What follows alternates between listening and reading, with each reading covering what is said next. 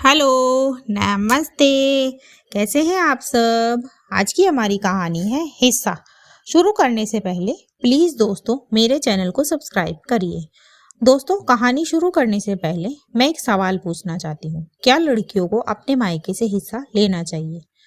इसी के साथ मैं कहानी शुरू करती हूँ। संध्या, बहनें अगर मायके से हिस्सा मांगने लगे तो ये जो राखी और भाई दूज जैसे त्योहार है ना, वो ना होते, और ना ही बात और मायरा।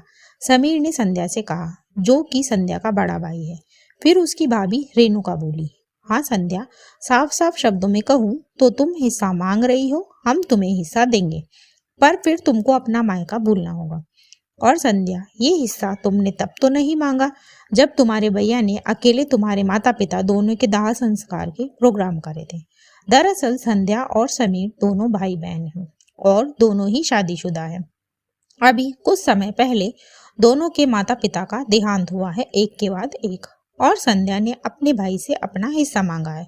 यहाँ पर उसी हिस्से की बात हो रही है। फिर संध्या बोली, भैया आपको मेरा हिस्सा मांगना दिखा, पर आपने ये नहीं पूछा कि मैं ये हिस्सा क्यों मांग रही हूँ।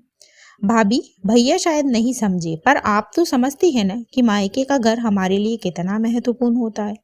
आज भी जब बहू बनकर थक जाती हूँ और बेटी बनने को दिल करता है तो यहाँ आने को दिल करता है। जब भी देर तक सोने को मन होता है तो यहाँ पर आने को दिल करता है। जानते हो भैया, मैं पैदा होकर पहली बार इस घर में आई थी, फिर यहीं से दुल्हन बनी। यहाँ तक कि मेरी तो पहली डिलीवरी भी यहीं हुई थी। और सबसे ज्यादा जरूरी, मम्मी पापा की सारी यादें हैं इस घर में।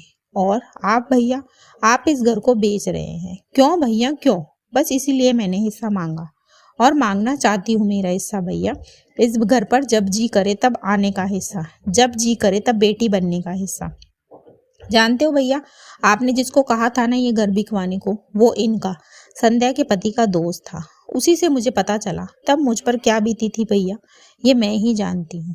भैया, अगर आपको कोई प्रॉब्लम है तो मुझे बताते, मैं आपकी हेल्प करती। आपने अकेले ये डिसीजन ले लिया कि आप ये घर, नहीं भैया नहीं, आपके लिए ये बस घर होगा, पर मेरे लिए मेरा मायका है, मम्मी पापा का आशीर्वाद है, उनकी यादें हैं।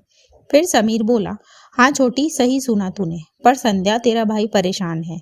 मेरा बिजनेस सही नहीं चल रहा है, नुकसान पर नुकसान हुए जा रहा था। फिर अभी अभी पापा मम्मी गए, तब मेरी सारी सेविंग्स खत्म हो गई। इसीलिए मैंने सोचा हम घर बेचकर किसी छोटे घर में शिफ्ट हो जाते हैं। इसीलिए मैंने घर बेचने की सोची थी। फिर रेणुका बोली, हाँ संध्या, और सच बताऊं तो मुझे भी तेरे भैया का ये फैसला सही नहीं लगा था। फिर संध्या बोली, भैया आप परेशान थे तो एक बार मुझसे कहते, मैं आपकी मदद करती। फिर समीर बोला, नहीं संध्या, मैं कैसे तुझसे मदद ले सकता हूँ?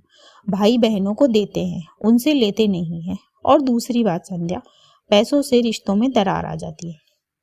फिर संध्या बोली, भैया कैसी बातें कर रहे हो आप? जब आपके पास पैसे हो तब आप मुझे वापस दे देना, इसके लिए घर बेचने की कहाँ जरूरत है। फिर रेणुका ने भी कहा, संध्या ठीक कह रही है, आप अभी इससे मदद ले लो, बाद में वापस कर देना। फिर समीर मान गया और संध्या का मायका सलामत ही रहा। संध्या ने अपने पति से कहकर अपने भाई की मदद करवाई। इसी के साथ कहानी खत्म होती है। कहानी आपको कैसी लगी मुझे कमेंट बॉक्स में ज़रूर बताएं। ऐसी और कहानियाँ सुनने के लिए मेरे चैनल KNY के हिंदी कहानियाँ को सब्सक्राइब ज़रूर करें। प्लीज़ दोस्तों सब्सक्राइब करिए, सब्सक्राइब करना बिल्कुल फ्री है और मुझे मोटिवेट करिए। Do like, share and subscribe my channel.